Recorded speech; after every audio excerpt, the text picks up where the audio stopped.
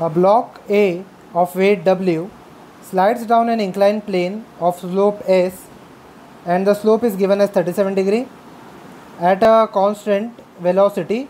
Now over here, if the velocity is constant, it means that the acceleration of the block A is 0. Okay? We will use that later, but let us proceed with the next part.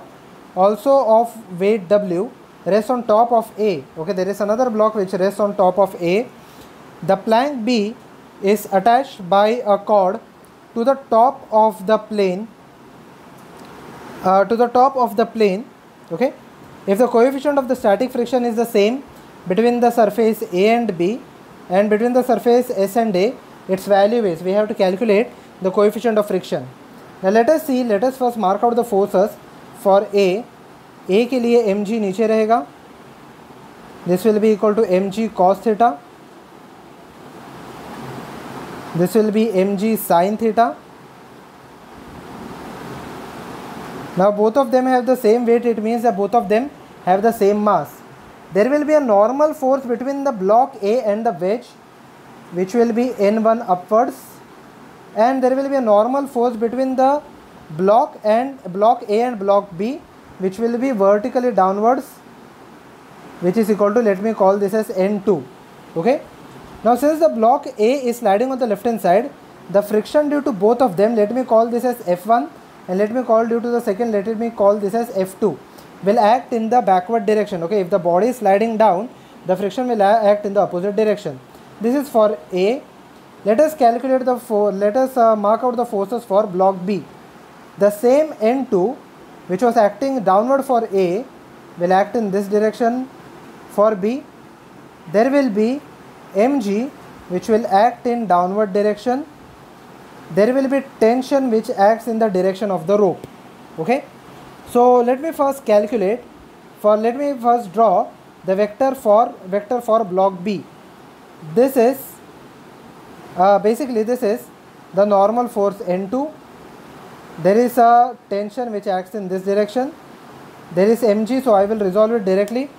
This will be equal to mg sin theta, and this will be equal to mg cos theta. Now over here, mg was in downward direction, so basically mg was in this direction. I have directly resolved it over here. So basically, if you see, the block B is at rest. Okay, block B is at rest as compared to the entire system.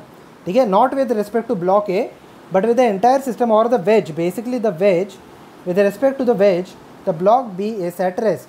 Okay, so basically if I write down the formula, N2 will be equal to normal force is equal to mg cos theta.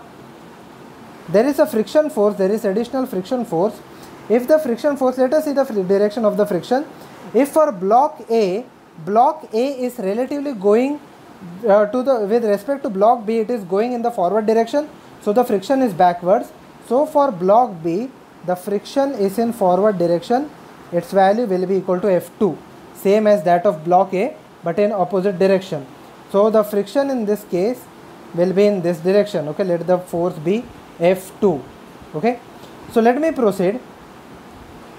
So mg sin theta is in the downward direction, tension is in the backward direction, N2 is equal to mg cos theta. F2 will be equal to the friction force will be equal to over here, friction force will be equal to mu times N2, mu times the normal force, so mu times mg cos theta. So now mg sin theta plus mu mg cos theta is equal to tension. We do not want to find out the tension. Okay, so let me proceed with the block A. For block A, the total force in the upward and downward direction, if you calculate the value, N1 is in upward direction, N2 is in the downward direction.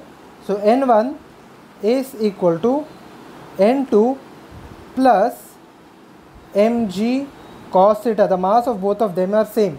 If I draw the force vector, N1 is in upward direction, in this direction, N2 is in this direction, mg cos theta will be in this direction. There are two friction forces, F1 and F2, both acting in the opposite direction. mg sin theta in this direction. Okay, mg sin theta in this direction.